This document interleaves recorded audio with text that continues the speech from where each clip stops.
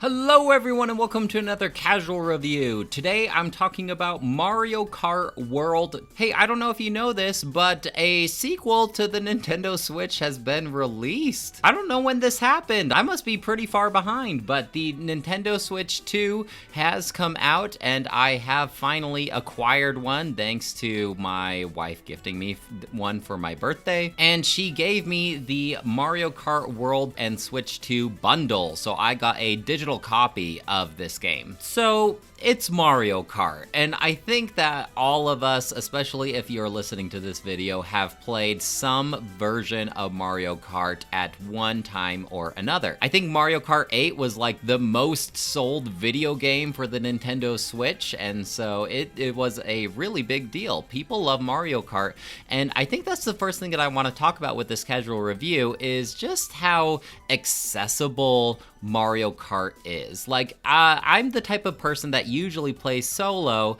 not necessarily by choice, but because I don't have a lot of people that are nearby that are really into gaming. And so it is certainly one thing to try and get a couple people to play a game like Diablo with me, but it's another thing to try and get people to play Mario Kart with me. Like, it is so easy to bring my Nintendo Switch 2 to a family gathering or a friend gathering, and even the non-gamers are going to get in on the Mario Kart fun because it's a super simple premise. Like, you can just hand a Joy-Con to a non-gamer and say, you press this button to go, you press this button to turn. And granted, there are other complexities that you can introduce, like you press this button to throw an item, but you can hold back on the analog stick and press it to throw backwards.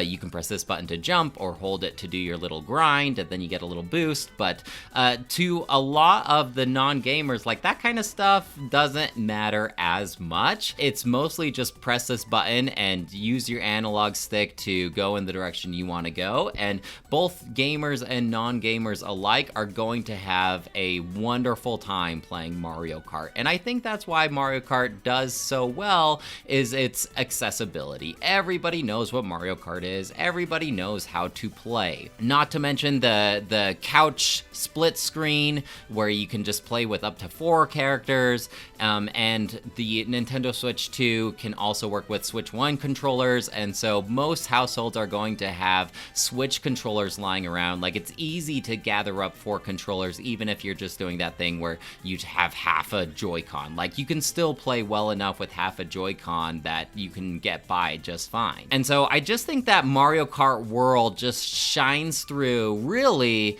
if you're doing that local 4-player mode where you're racing a Grand Prix with 3 of your buddies or 3 of your family members. Like, you're gonna have a good time. That being said, playing this game solo isn't as enjoyable, and you could make that case about pretty much any multiplayer game. Like, you're going to have a better time if you're physically next to somebody playing with them. I do think that this game does not have as much to offer as Mario Kart 8 though, especially Mario Kart 8 Deluxe, where it includes like all of the DLC. So let's talk about the cups and the levels themselves. As of right now, there are 8 cups that you can play through in Mario Kart World. I assume that we will get DLC to this game eventually that will add more. I would hope so, because that really enhanced Mario Kart 8 Deluxe. The unique thing about this game, or like its main selling point for this Mario Kart,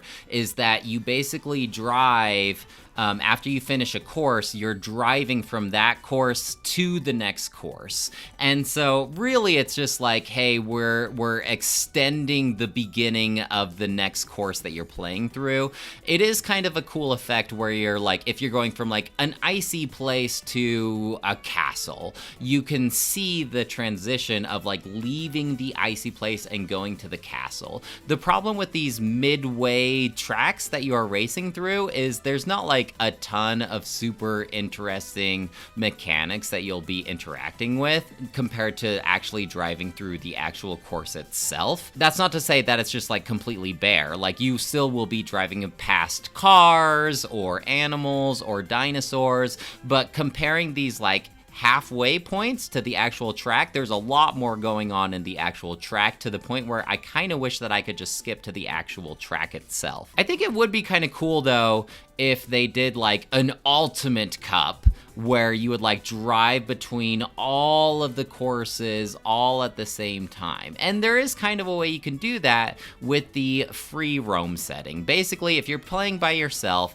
and I wish this was multiplayer, but for some reason it's not, you can just, at the main menu, you just press the start button, and then you can just go explore this big world. And you can see how all of these courses are interconnected, and you can drive through all of these courses that are interconnected, but you're not really like racing with other people. It's just more turning Mario Kart into an open world. This wasn't as exciting as I had hoped it would be. Like there are a lot of fun things to explore when you are driving through this open world Mario Kart area. There are these P-switches scattered throughout the world, and if you collide with them, then it's like, hey, do this timed challenge. Try to drive through all these rings in 10 seconds. Try to collect all these blue coins within the time limit.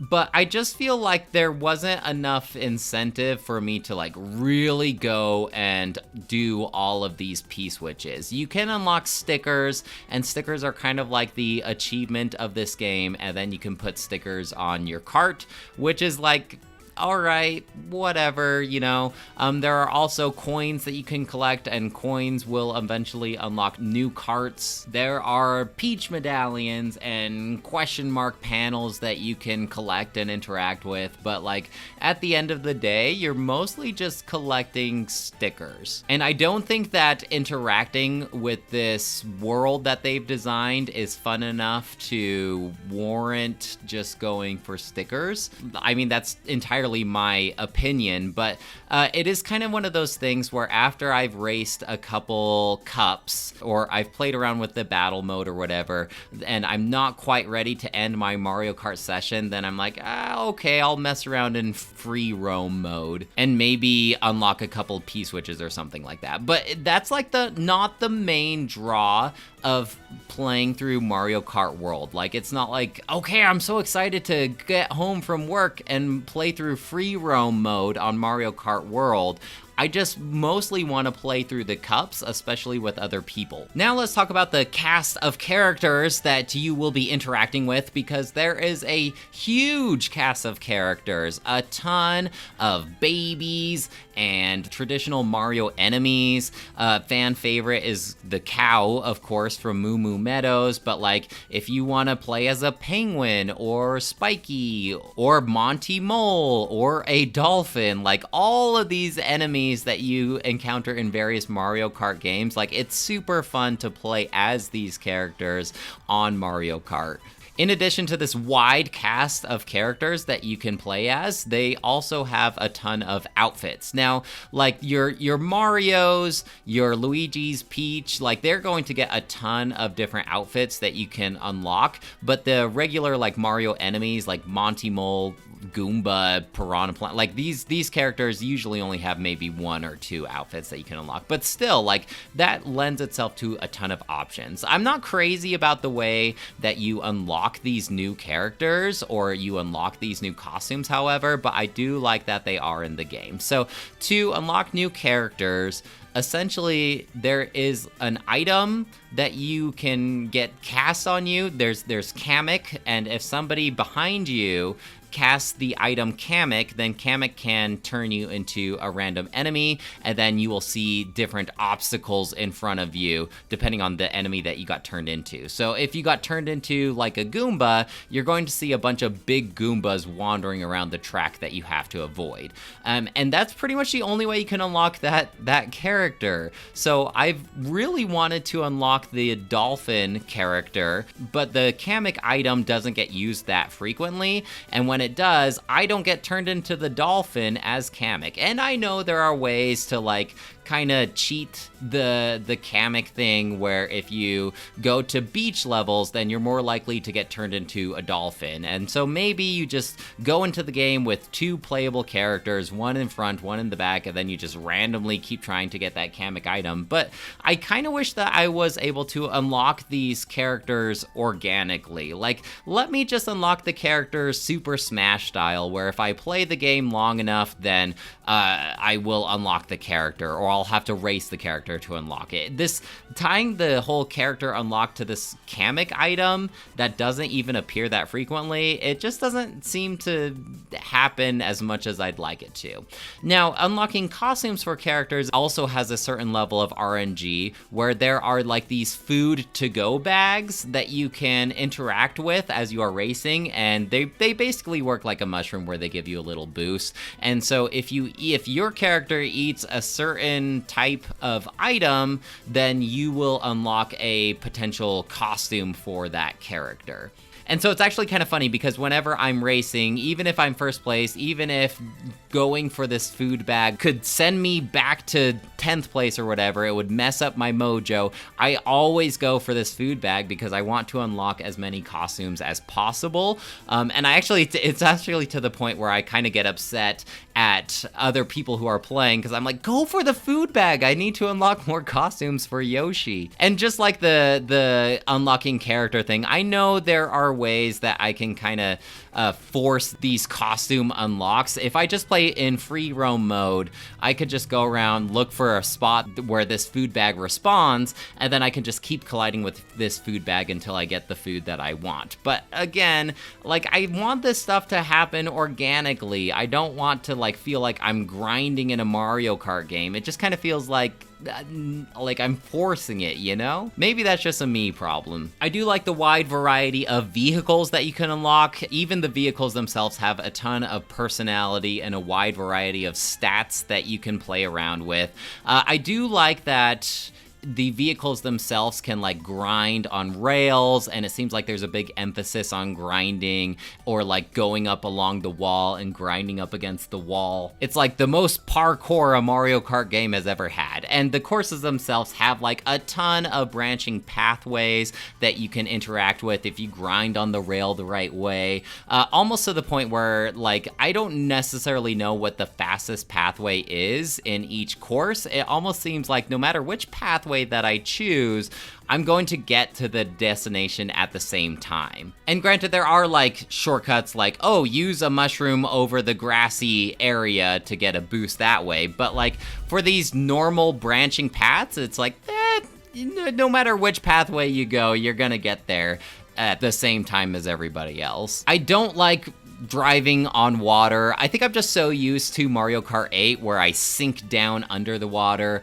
I do miss the gravity physics of Mario Kart 8 as well. The grinding and the parkouring, though, is pretty fun. I think that this game has a really good Rainbow Road as well that showcases all of what Mario Kart World has to offer. This game does offer a wide variety of items that I think are fairly good. You're still going to usually get a lot of bananas and coins and green shells if you're in the first place. The boombox is still here, and it's pretty handy if you can time it right if you're about to get hit by a blue shell. I do miss the piranha plant item from Mario Kart 8 that kind of gives you a ton of little boosts and then bites characters that are nearby, but a lot of the traditional ones that you're used to have come back. You got the bullet bill to kind of launch you forward. That one's always exciting. Classic star, the lightning.